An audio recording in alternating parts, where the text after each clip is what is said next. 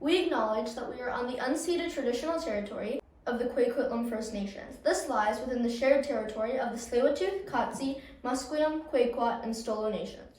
Nous reconnaîtrons comme habitants sur les territoires traditionnels de Kwikwetlem Première Nation, qui est situé dans les territoires partagés de Tsleil-Waututh, Katsi, Musqueam, Squamish et Stolo Nation.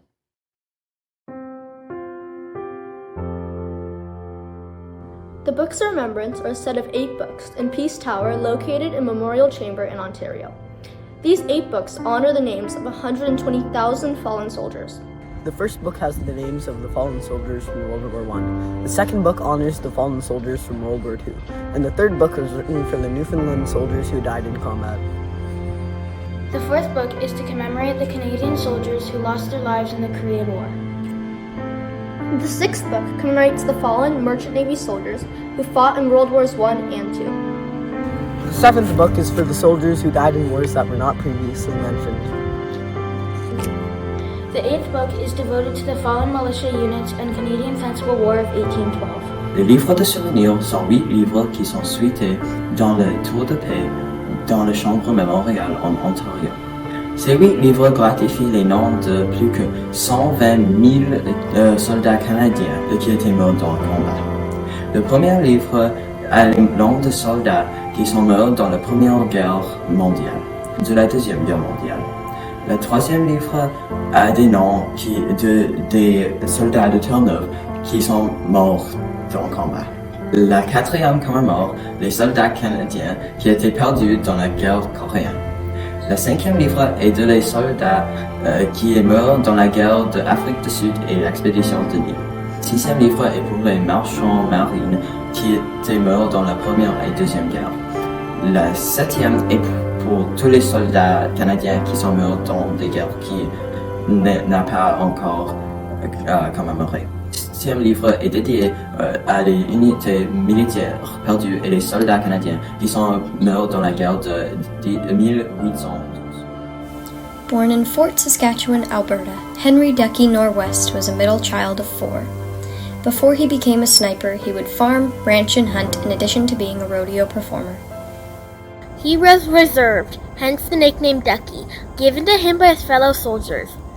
Henry was a Métis Canadian sniper. He trained in England and went on to serve for nearly 3 years, representing and defending his home, Canada.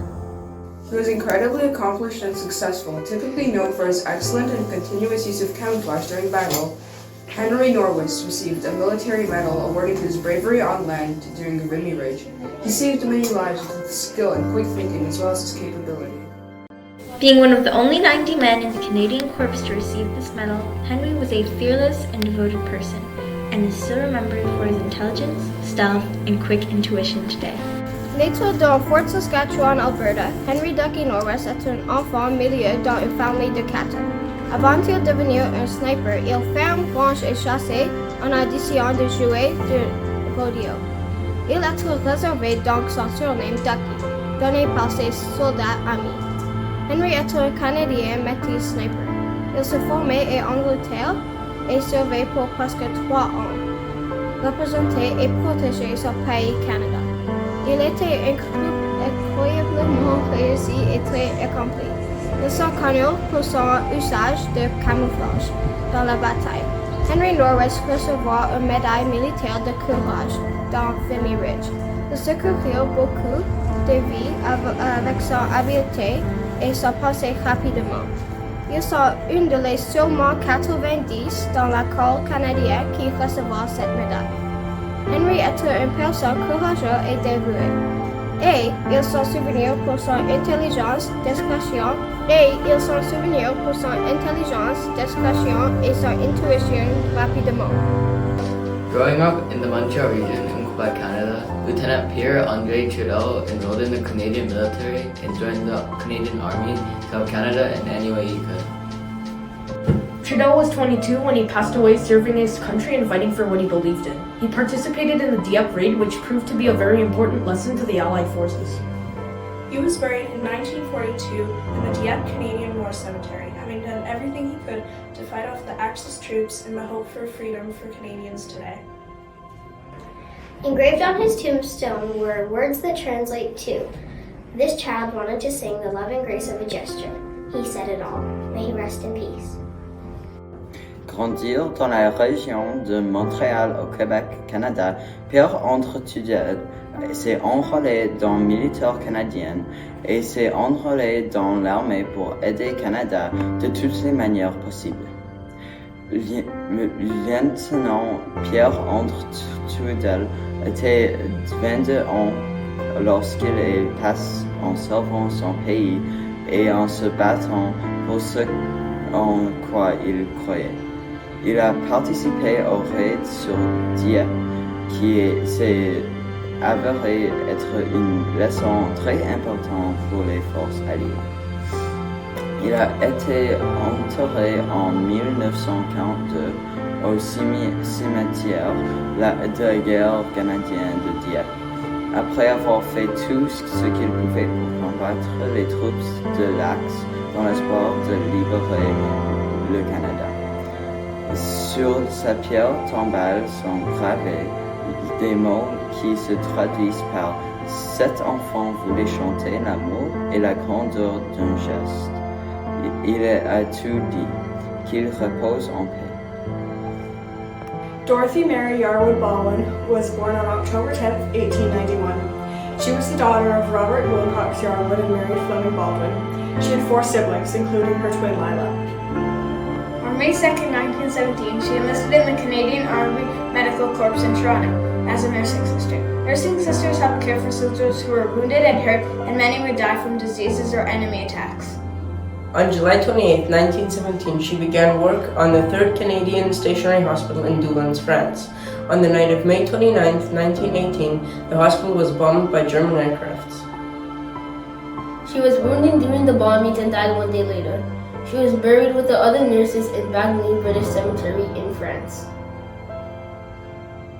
Dorothy Mary Yarwood Baldwin était née le 10 octobre 1891. Elle était la fille de Robert Wilcox Yarwood et de Mary Fleming Baldwin. Elle avait 4 frères et sœurs, y compris sa jumelle, Lila. Le 2 mai 1917, elle s'enrôle dans le corps de santé de l'armée canadienne à Toronto en tant qu'infirmière militaire. Les infirmiers ont aidé à soigner les soldats blessés, y compris beaucoup mouraient d'une sorte de maladie ou de l'ennemi.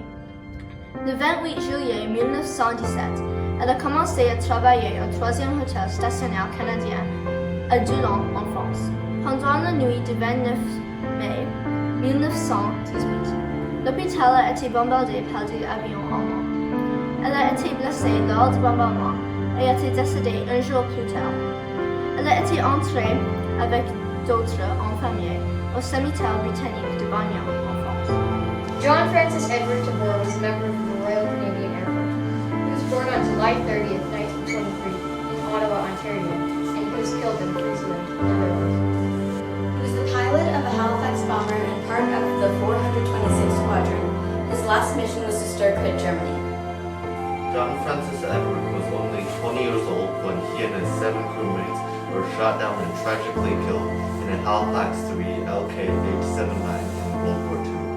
His 7 crew members included William Donald Carson, Harry Doggett, Leonard George Hill, Francis Edmund McQueen, Robert Eugene Niles, and George Roland Gillis Shannon. Jean-François-Édouard Tabor était membre d'Aviation Royale du Canada.